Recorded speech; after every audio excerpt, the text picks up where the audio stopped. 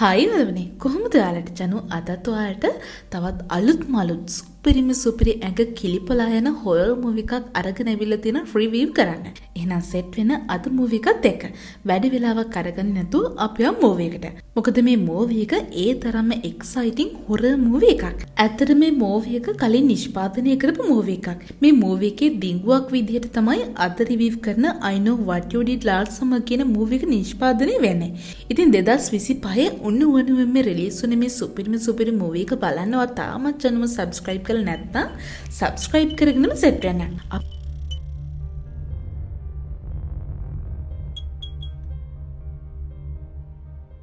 අපි මූවි එකට. මූවි එක පටන් ගන්නේ ඩෙනිකා කියන මෙන්න මේ කෙනාගේ engagement party එකෙන්. මේ ඉන්නේ ඩෙනිකාගේ හොඳම යාළුවා ඊවා. ඒ වගේම තමයි මේ ඉන්නේ ඊවගේ ex boyfriend මයිලෝ. ඒ විතරක් නෙමෙයි මෙතන ඩෙනිකා engage වෙන ටෙඩි කියන කෙනයි එයාගේ කට්ටියයි ඉන්නවා ප්‍රධාන වශයෙන්ම. ඉතින් මේ ඔක්කොම කට්ටිය එකට high school එකේ ඉගෙනගත්තු අය. පාටි එකකින් පස්සේ මේ හතර දෙනා තීරණය කරනවා වාහනින් පොඩි රවුමක් ගන්න යන්න. ඉතින් මෙයාලා මේ වාහනේ යන අතරේ මෙයාලට හම්බ වෙනවා ස්ටීව්. ඉතින් ස්ටීව් කියන්නේ මෙයාලත් එක්කන් එකට ඉගෙනගත්ත කෙනෙක්. high school එකකින් පස්සේ ස්ටීව්ට ආපු ආර්ථික ප්‍රශ්න නිසා මේ විදි ස්ටීව් පොඩි ජොබ් එකක් කරලා තමයි ජීවත් වෙන්නේ. හැබැයි ඉතින් යාළුවෝ හතර දෙනා පරණ මිත්‍රත්වයේ හින්දා ස්ටීව්ටත් කතා කරලා මෙයාත් එක්කන් රවුමක් ගහන්න යනවා. දැන් ඉතින් මේ දවසේ ජූලි 4 විදිහට සඳහන් වෙනවා. කොහොම හරි 5 දෙනාම ඉතින් වාහනේ යනවා. ඉතින් මෙයාලා මේ යන අතරේ මල්වැඩි සංදර්ශනයක් පේනවා. දැන් මේ කට්ටියගේ අවධානය මේ මල්වැඩි සංදර්ශනයේ දිහාවට යොමු වෙනවා. මේ වෙද්දි ටෙඩි පාර මැද්දෙම වාහනේ නවත්තලා ගේම් එකක් ප්ලේ කරනවා. ටෙඩි කියනවා ඊළඟට ඉන්න පළවෙනි වාහනෙන් ටෙඩිව යට කරන්න යන ටෙඩි පාර මැද්ද ඉන්නවා කියලා. ඉතින් තප්පර කීපයක් ඇද්දි වාහනයක් එනවා. ඉතින් දැන් ටෙඩිව වාහනයට හැප්පෙන්න තප්පර කීපයක් තියදී මයිලෝ පාරට පැනලා ටෙඩිව බේර ගන්නවා. දැන් මෙතන ඉන්න හැම කෙනෙක්ම ටෙඩිට බයිනවා ටෙඩිගේ මේ නොමන හැසිරීම හින්දා. මෙත් එක්කම තවත් වාහනයක් එනවා. ඉතින් මේ වාහනේ පාර මැද්දින ටෙඩිව බේර ගන්න ඕන හින්දා පාරෙන් අයිනට වාහනේ කපනවා. දැන් ඉතින් මේ වාහනේ පාලනයෙන් ගිලිහිලා පාර දෙපැත්තේ තියෙන ආරක්ෂිත බැම්මේ වදිනවා. දැන් ඉතින් මේ වාහනේ පහළ තියෙන ප්‍රපාතයට පෙරලෙන්න ඔන්න මෙන්න තමයි තියෙන්නේ. ඉතින් යාළුවෝ පස් දෙනා ඇවිල්ලා මේ වාහනය පහළට වැටෙන එක නවත්ත ගන්න උත්සාහ කරනවා. මේ වෙලාවදී මේ කට්ටිය දකිනවා මේ වාහනය පදවගෙන ආපු ඩ්‍රයිවර් තාම පණ පිටින් ඉන්නේ කියලා. ඉතින් මේත් එක්කම මේ වාහනය පහළට පෙරලෙනවා. මෙයාලට බැරි වෙනවා වාහනේ බේර ගන්න. ඊවයි ස්ටීවි කියනවා වාහනේ හිටපු කෙනාට පණ තිබ්බ හින්දා එයාට උදව් කරන්න ඕනේ කියලා. ඒත් අනිත් අය මේ ප්‍රශ්නෙට මැදිහත් වෙන්නේ නැහැ. ටෙඩි පොලිසියට කෝල් කරලා කියනවා මෙතන අනතුරක් සිද්ධ වෙලා කියලා. ටෙඩි කියනවා දැන් පුළුවන් තරම් ඉක්මනට අපි මෙතනින් යමු කියලා. හැබැයි ඊවයි ස්ටීවි කියන්නේ එහෙම කරන එක අසාධාරණයි. අපි මේ අනතුරට පත් වෙලා ඉන්න මිනිස්සුන්ට උදව් කරන්න ඕනේ කියලා. දැන් අනිත් අය ගිහිල්ලා වාහනේට නගිනවා. ඉතින් ඊවයි ස්ටීව්ටයිත් මේ හින්දා වාහනේට නැගලා මෙතනින් යන්න සිද්ධ වෙනවා. ඉතින් මෙයාලා මගක් යද්දි පොලිස් වාහනේ මෙයාලව පහු කරගෙන යනවා මේ අනතුර සිද්ධ වෙච්ච තැනට. ඉතින් කට්ටියම ටෙඩිගේ ගෙදරට එනවා. මෙතෙන්දි ටෙඩි කියනවා ටෙඩිගේ තාත්තා හැම දෙයක්ම බලාගනි කියලා. ඉතින් මේ ටෙඩිගේ තාත්තා කියන්නේ ලොකු සල්ලිකාරයෙක්. ටෙඩි කියනවා හැම කෙනෙක්ටම මේ වගේ අනතුරක් සිද්ධ වෙන්නේ නෑ වගේ ඉන්න කියලා. දැන් වෙන විකල්පයක් නැති හින්දා හැම කෙනෙක්ම ඉතින් මේකට එකඟ වෙනවා. මේ කතාව මෙතනින් පස්සේ අරගෙන එනවා අවුරුද්දක් ඉස්සරහට. ඉතින් මේ දවසේ ඊවා එනවා අය මේ අනතුරු සිද්ධ වෙච්ච නගරයට. ගුවන් තොටුපළේදී ඊවට හම්බ වෙනවා ටේලර් කියලා කෙල්ලක්ව. දැන් ඊවව එක්කගෙන යන්නේ මයිලෝ. ටේලර් යන්නේත් ඊව යන නගරෙටම හින්දා ඊව ටේලර්වත් එක්කගෙන යනවා. ඉතින් මේ යන අතරතුරේ ටේලර් කියනවා එයා මේ නගරේ 1997 සිද්ධ වෙච්ච දරුණු දාමඝාතක රැල්ලගෙන වීඩියෝ එකක් කරන්න හිතාගෙන ඉන්නවා කියලා. ටික වෙලාවකින් ඊව මයිලොත් එක්කන් එනවා ඩෙනිකාගේ පාටි එකකට.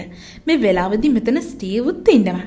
දැන් ඉතින් ඩෙනිකට ලියුමක් ඇවිල්ලා තියෙනවා. ඩෙනිකා මේ ලියුම කියවද්දි ඩෙනිකා දකින්නවා මේ ලියුමේ ලියලා තියෙනවා කියලා මම දන්නවා ඔයාලා අන්තිම සමයකේ කරපු දේ කියලා. දැන් ඉතින් ඩෙනිකට හිතාගන්න බෑ මොකක්ද මේ වෙන්න යන්නේ කියලා. හැබැයි ඩෙනිකා අනිත් අයට මේ දේ ගැන කිසිම දෙයක් අඟවන්නේ නැහැ. හැබැයි මේ වෙදි ඩෙනිකාගේ බෝයිෆ්‍රෙන්ඩ් ටෙඩි නෙවෙයි. ඉතින් ටෙඩි මේ වෙදි ඩෙනිකාගෙන් වෙන් වෙලා තමයි ඉන්නේ. ඉතින් ඩෙනිකා හිතනවා අනිවාර්යයෙන්ම මේක ටෙඩිගේ වැඩක් වෙන්නේ නැති කියලා. ඩෙනිකා අනිත් යාළුවෝ තුන් දෙනාටත් මේ ගැන කියනවා. දැන් මයිලෝයි ඊවයි ස්ටීවි යනවා ටෙඩිව හම්බ වෙන්න. ඉතින් මෙතෙන්දි දැනගන්නවා මේ ලියුම ගැන ටෙඩිත් කිසිම දෙයක් දන්නේ නැහැ කියලා. ඉතින් ටෙඩිත් නෙමෙයි මේ ලියුම එව්වේ. එහෙනම් කවුද මේ ලියුම වෙලා තියෙන්නේ? ඒ වගේම තමයි මෙතෙන්දි මේ යාළුවෝ පස් දෙනාට අමතරව කවුද මේක දැක්කේ කියන ප්‍රශ්නෙත් එනවා. ඉතින් එදාරෑ ඩෙනිකා ගෙදර ඉදී යාට තේරෙනවා එයාදියා කවුරුම හරි වරෙන් බලාගෙන ඉන්නවා වගේ ඇඟීමක්. ටිකකින් ඩෙනිකාගේ දැන් ඉන්න පෙම්වතා වයිට් වෙනවා. ඉතින් ඩෙනිකා යනවා නාන්න. මේ වෙලාවේදී ඩෙනිකා සින්දුවක් එහෙම දාගෙන නාන්න කාමරේ ඉන්නේ. වයිට් දකිනවා ගෙදර පූල් එකේ ලයිට් එකක් බ්ලින්ක් වෙනවා කියලා. ඉතින් වයිට් යනවා මේ ගැන බලන්න.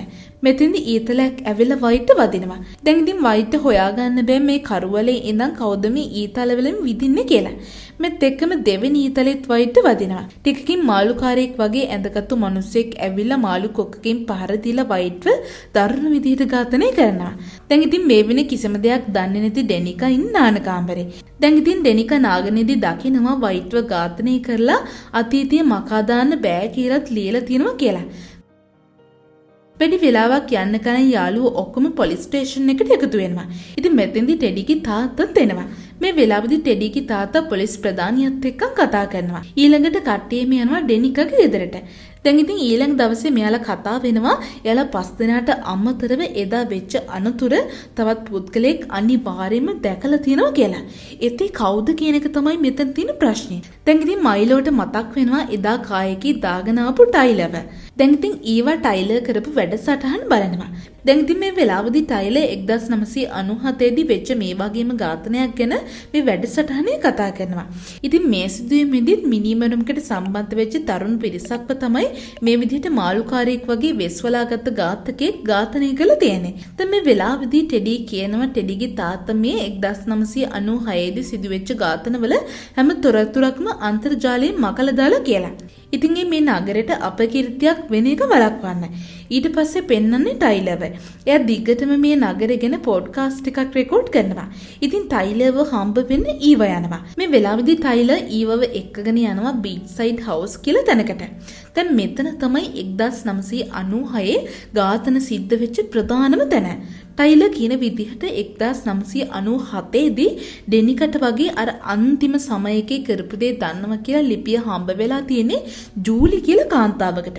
ඉතින් මේ දේවල් ඊවත් එක්කන් කියද්දි ඊවා හිතනවා ටයිලර් තමයි අනිවාර්යයෙන්ම මේ ඝාතකයා කියලා. මේ අතරේ ටයිලර් කියනවා ඒ ඝාතන රැල්ලෙන් බේරුණු දෙන්නෙක්ගෙන් එක්කෙනෙක් ජූලි කියලා. ඉතින් මෙහෙම කියලා ටයිලර් මේ ගොඩ නැගිල්ලේ උඩට යනවා.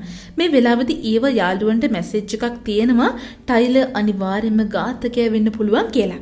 ඉතින් මේ වෙලාවෙදිම ඊවා ඉස්සරහට මාළුකාරයෙක් වගේ වෙස්වලාගත්ත ඝාතකයා එනවා. මේ ඝාතකයා ඊවට පහර දෙන්න පටන් ගන්නවා. ඉතින් මේ වෙලාවේදී ටයිලර් මෙතනින් බේරිලා යන්න දුවනවා. ඊව ඝාතකයාත් එක්කම රණ්ඩු වෙනවා. මේ රණ්ඩුවේදී ඊවා එල්ල කරන පිහිපාරක් ඝාතකයාගේ අතේ වදිනවා. ටිකකින් ඊවගේ ඇඟට යකඩ කූඩුවක් කඩාගෙන වැටිලා ඊව මේ යකඩ කූඩුව ඇතුලේ හිර වෙනවා. ටයිලර් දිගටම උත්සාහ කරනවා මේ ගොඩ නැගිල්ලෙන් පැන ගන්න. මේ වෙලාවේදී ඝාතකයා ටයිලර්ව ඝාතනය කරනවා. මේ අතරේ ඊවට පුළුවන් වෙනවා එයා හිර වෙලා ඉන්න යකඩ කූඩුවෙන් නිදහස් වෙලා ගොඩ නැගිල්ලෙන් එළියට එන්න. ඊව එළියට ඉදී එළියේ ස්ටීව් ඉන්නවා. මෙත් එක්කම දකින්නම ඝාතකයා ඝාතනය කරපු ටයිලර්ගේ බොඩි එක ගොඩ නැගිල්ලේ එල්ලලා තියෙනවා කියලා. දැන් ඉතින් මුළු නගරෙම බීතියෙන් වෙලෙනවා මේ ඝාතන රැල්ල හින්දා. පොලිසිය ඇවිල්ලා මේ වෙනුවෙන් පරීක්ෂණ පවත්වනවා. ඉතින් මේ වෙලාවෙදි ටෙඩිගේ තාත්තා පොලිසිය එයාට ඕන විදිහට හසුරව ගන්න හදනවා. ඊළඟට අපිට පෙන්වන්නේ ජූලිව. ජූලි තමයි ටයිලර් කියපු විදිහට 1997 මේ සිදුවීමෙන් බේරුණ එකම කෙනා. ඉතින් ඊවා යනවා ජූලිව හම්බ වෙන්නේ. ඊවා ජූලියට කියනවා 1997 සිද්ධ වෙච්ච දේ ආයෙම සිද්ධ වෙන්න පටන් අරගෙන කියලා. ඊවා කියනවා මේ විදිහට යාළුවෝ දෙන්නෙක් මේ ඝාතන රැල්ලට ගොදුරු වෙලා කියලා. ඉතින් ඊවා ජූලිකින් උදව් ඉල්ලන මේ කරදරෙන් බේරෙන්නේ. ජූලි ඊවව ජූලිගේ ගෙදරට එක්කගෙන යනවා. මෙතෙන්දී ජූලි කියනවා අනිවාර්යෙන්ම ඝාතකයා එදා අනතුරට පත් වෙලා මියගේ කෙනාගේ නෑදෑයෙක් හරි යාළුවෙක් හරි වෙන්න ඇති කියලා. ඒත් ඊව කියන්නේ ඒ අනතුරට පත්වුණු කෙනාගෙන කිසිම දෙයක් ඊව දන්නේ නැහැ කියලා. මේ වෙලාවේදී ජූලි ඊවට දෙන එකමේක උපදෙස් තමයි ඝාතකයා ඔයාලව හොයාගන්න කලින් ඔයාලා ඝාතකයව හොයාගන්න ඕන කියන එක. ඉතින් මේ අතරේ පොලිසියයි ටෙඩිගේ තාත්තයි මාධ්‍ය සාකච්ඡාවක් තියලා කියනවා ටයිලර් මිය ගියේ සියදිවි හානි කර ගැනීමක් හින්දා කියලා. ඒත් මේ ප්‍රකාශයට විරුද්ධව මයිලොස්සා ඊව කතා කරනවා. ඊව කියනවා මේ ඝාතකයෙක් තමයි අනිවාර්යයෙන්ම මේ දේ කළේ. ඩෙනිකාගේ පෙම්වතාවත් මේ ඝාතකයා ඝාතනය කරා. මේක එක සිද්ධියක් නෙමෙයි ඝාතන රැල්ලක් කියලා. මේ වෙලාවේදී මෙතනට එනවා රේ කියන කෙනා. රේ තමයි 1997 සිදුවීමේදී ජීවිතේ බේරගත්ත දෙවෙනි කෙනා. රේ කියනවා මේ ආයෙම කලින් සිද්ධ වෙච්ච දේ තමයි සිද්ධ වෙන්නේ. ඒක නිසා ඒ ගැන අවධානය යොමු කරන්න ඕනේ කියලා. හැබැයි ටෙඩීගේ තාත්තා කැමති වෙන්නේ නැහැ මේ රේ කියන දේ අහන්න. ටෙඩීගේ තාත්තා කියනවා පල්ලියේ ජූඩ් කියන පාදලිතුමා නගරේ හැම කෙනෙකුටම විශේෂ දේව මෙහෙයකට සහභාගී වෙන්න කියලා තියෙනවා කියලා. ඉතින් ඊළඟට අපිට පෙන්වන්නේ රේගේ බායකට ගිහින් ඉන්නේ ස්ටීව් සහ එයාගේ අනිත් යාළුවෝ ටික. මේ කට්ටිය රේට කියනවා එදා ඇත්තටම සිද්ධ වෙච්ච දේ. දැන් රේත් කියන්නේ එදා අනුතරේ මීගිය කෙනාගෙන තොරතුරු හොයාගන්න කියලා. ඉතින් මේක හින්දා මේ යාළුවෝ ටික යනවා එදා අනුතරට පත්වෙච්ච කෙනාගෙන විස්තර හොයන්න. මේලා හොයාගන්නවා එදා අනුතරේ මිය ගිහිල්ලා තියෙන්නේ සෑම් කූපර් කියලා කෙනෙක් කියලා. ඉතින් කට්ටිය ඉස්සරලම බලනවා සෑම් පදවගෙන ගිය වාහනේ කාට අයිතිකද කියලා. මෙතෙන්දි මෙයාලා හොයාගන්නවා සෑම් පදවගෙන ගිහිල්ලා තියෙන්නේ පාදිලි ජූඩ්ගේ වාහනයක් කියලා. ඉතින් මේ අතරේ ඩෙනිකයි ටෙඩි යනවා කනත්තට සෑම් කූපගේ සොහන බලන්න යම් තොරතුරක් හොයාගන්න. මෙතෙන්දි මෙයාලා දකිනවා සෑම් කූපගේ සොහනට කවුරු හරි මීට ටික වෙලාවකට කලින් මල් වගයක් ගිහිල්ලා තියෙනවා කියලා. ඉතින් මේකින්ද ඩෙනිකා කනත්ති මුරකාරකින් අහනවා මීට ටික වෙලාවකට කලින් කවුද මෙතනට ආවේ කියලා. ඉතින් ගාඩ් යනවා CCTV කැමරා චෙක් කරලා කවුද ආවේ කියලා කියන්න. දැන් ඉතින් මේ සිකියුරිටි CCTV කැමරා චෙක් කරන අතරේ ඝාතකයා ඇවිල්ලා මේ සිකියුරිටිව ඝාතනය කරනවා. එළියට වෙලා කට්ටිය බලාගෙන ඉන්නවා මේ සිකියුරිටි එනකන්. ඒත් මේ සිකියුරිටි වෙනුවට එන්නේ මේ ඝාතකයා. මේක නිසා ඩෙනිකා ජීවිතේ බේර ගන්න දුවනවා. ඩෙනිකා දුවගෙන ගිහලා වෙයාහවුස් එකක් ඇතුලේ හැංගෙනවා. ඩෙනිකා මෙතන හැංගිලා බේරෙන්න හැදුවත් ඝාතකයා ඩෙනිකව හොයා ගන්නවා. ඉතින් මේ ඝාතකයා ඩෙනිකව ඝාතනය කරන්න ඔන්න මෙන්න තීදි මෙතනට ටෙඩි එනවා. ඒ නිසා ඝාතකයා මෙතනින් අතුරුදහන් වෙනවා. ඊට පස්සේ පෙන්වනවා ජෝලිව. ජෝලි දකින්නවා එයාගේ ගෙදර ආරක්ෂිත පද්ධතියේ යම් ඡායාවක් හෙළවෙනවා වගේ. ජෝලි ගිහින් බලද්දි මෙතන ඉන්නේ රේ. මේ වෙලාවදී රේ ජෝලිගෙන් අහනවා ඇයි ඊවට කිව්වේ කියලා ඝාතකයව හොයාගෙන යන්න කියලා. රේ කියනවා මේ තරුණ යාළුවන්ගෙන් එක්කෙනෙක් රේගේ බායකේ වැඩ කරන කෙනෙක් කියලා. රේ කියනවා ඒ ළමයා හරිම හොඳ ළමයෙක් කියලා. මේ වෙලාවදී ජූලිට කෝල් එකක් එනවා ස්ටීව්ගෙන් සහ ඊවගෙන්. මේ වෙද්දි යාළුවෝ ඔක්කොම ටික ඩෙනිකාගේ ගෙදරට එකතු වෙලා ඉන්නේ ඝාතකයාගෙන් ආරක්ෂා වෙන්න. මෙතෙන්දි ස්ටීව් කියනවා එයාට මේ දවසේ රෑ ෂිෆ්ට් එකට වැඩ තියෙන නිසා වැඩට යන්න ඕනේ කියලා. හැබැයි ඊව කියනවා මේ වෙලාවේදී වෙන්න නොවි අපි ඉමු කියලා. මෙතෙන්දි ඊවයි මයිලෝයි එක කාමරයකට යනවා. මෙතෙන්දි මෙයාලා ලිංගිකව හැසිරෙනවා. ඊව කියනවා එයා කැමති එයාට බද දීලා සතුටු වෙන පිරිමියෙකුට කියලා. ඒත් මයිලෝ මේක කරන්න කැමති වෙන්නේ නැහැ. ඊට පස්සේ මයිලෝ එළියට එනවා කාමරේ. මයිලෝ එයාගේ කා එකට යනවා. මෙතින්දි මයිලෝ හිතනවා ඊව කැමති දේ එයාට දෙන්න ඕනේ කියලා. ඉතින් මයිලෝ ආයෙම ඊවගේ කාමරේට යද්දි ඝාතකයා ඇවිල්ලා මයිලෝව ඝාතනය කරනවා. ටිකකින් ඊව දකින්නවා මයිලෝගේ කායක එළියට යනවා කියලා. ඉතින් ඊව හිතනවා මයිලෝ ඊවගේ ඉල්ලීමේ හින්දා ගෙදරින් යනවා කියලා. ටිකකින් ඊවට මයිලෝකින් මැසේජ් එකක් එනවා මයිලෝට ටික කාලයක් දෙන්න කියලා ඊව කියපු දේ කරන්න. ඉතින් ඊළඟ දවසේ ඊවයි ඩෙනිකා යනවා පල්ලියට පාස්ටර් ජූඩ්ව හම්බ වෙන්න. ඒත් මේ වෙලාවේදී පාස්ටර් ජූඩ් නැහැ. මේක හින්දා ඩෙනිකා පාස්ටර් ජූඩ්ගේ කාමරේට රින්ගල බලනවා. මේ අතරේ පාස්ටර් ජූඩ් ආයෙම එනවා. ඒත් ඊව මෙතෙන්දී පාස්ටර් ජූඩ්ව නවත්ත ගන්නවා ඩෙනිකාගේ වැඩ ඉවර වෙනකන්. මේ අතරේ ඩෙනිකා හොයා ගන්නවා ෆොටෝ එකක් පාස්ටර් ජූඩ් එකන් සෑම් කූපර් ඉන්න. දැන් ඩෙනිකයි ඊවයි ඉක්මනටම පොලිසියට ගිහිල්ලා කියනවා ඝාතකයා පාස්ටර් ජූඩ් වෙන්න ඕනේ කියලා. හැබැයි මේ පොලිස් නිලධාරියා මේ කියන දේ අහනවා වෙනුවට කරන්නේ මේ දේ ටෙඩිගේ තාත්තට කතා කරලා කියන එක. ටෙඩිගේ තාත්තා කියනවා ඩෙනිකවයි ඊවවයි පොලිසිය රඳවගෙන ඉන්න කියලා. ඊට පස්සේ අපිට පෙන්වන්නේ ටෙඩිව. ටෙඩි මේ වෙද්දි බාත්රූම් එකේ ඉන්නේ. ටෙඩිට එළියෙන් සද්දයක් ඇහෙනවා. මේක හින්දා ටෙඩි එළියට එනවා මේක බලන්න. මේ වෙලාවේදී ටෙඩි දකින්නවා ඊළඟට ඔයා කියලා ලියලා තියෙනවා කියලා. වැඩි වෙලාවක් යන්නේ නෑ ඝාතකයා ඇවිල්ලා ටෙඩිව ඝාතනය කරනවා. ටික වෙලාවකින් ගෙදරින් එළියට යන ටෙඩිගේ තාත්තා දකින්නවා ටෙඩිව දරුණු විදිහට ඝාතනය කරලා තියෙනවා කියලා. දැන් ඉතින් තාත්තා පුතාව බදාගෙන කෑ ගහලා අඬද්දි ඝාතකයා ඇවිල්ලා ටෙඩිගේ තාත්තවත් හරිම දරුණු විදිහට ඝාතනය කරනවා. මේ විදිහට ඩෙනිකයි ඊවයි ඉන්නේ තාමත් පොලිසියේ. පහවදා උදේ මුළු නගරෙම ආයෙත් බීතියෙන් සලිත වෙනවා. මොකද ඝාතකයා මේ වෙනකොට ටෙඩිගේ තාත්තගේ සිරුරු ප්‍රසිද්ධිය එල්ලලා තියෙන නිසා. දැන් ඉතින් මෙතනටන රේ කියනවා ඉතුරුලා ඉන්න කෙල්ල 3 දෙනාට ඉක්මනින්ම බේරිලා මේ නගරින් යන්න කියලා. මේ වෙලාවේදී ඊව දකිනවා මයිලෝගේ කායක තියෙනවා කියලා. දැන් ඊව ඇවිල්ලා මයිලෝගේ කායක බලද්දි දකිනවා මයිලෝව මේ පිටිත් ඝාතනය කළ ටික දවසක් ගත වෙලා කියලා. දැන් ඉතින් ඉතුරුලා ඉන්න කෙල්ල තුන්දෙනා මේ නගරයෙන් පිටත් වෙලා යනවා බෝට්ටුවකින්. මේ අතරේ පොලිසිය එනවා පල්ලියේ පාස්ටර් ජූඩ්ව අත්අඩංගුවට ගන්න. හැබැයි මේ වෙදි පාස්ටර් ජූඩ්වත් ඝාතනය කරලා. ඉතින් මේ වෙදි ලොකු ප්‍රශ්නයක් එනවා පාස්ටර් ජූඩ් නෙමෙයි නම් ඇත්තටම කවුද ඝාතකයා කියන එක. මෙතෙන්දී එක පොලිස් නිලධාරියෙක් දකිනවා පාස්ටර් ජූඩ් එකන් සෑම් කූපර් ඉන්න ෆොටෝ එකක ස්ටීව්ත් ඉන්නවා කියලා. දැන් පොලිසියයි හිතනවා ස්ටීව් තමයි ඝාතකයා කියලා. ඉතින් මේ විදි ස්ටීව් ඉන්නේ ඊවයි ඩෙනිකයි එකම් බෝට්ටුවේ.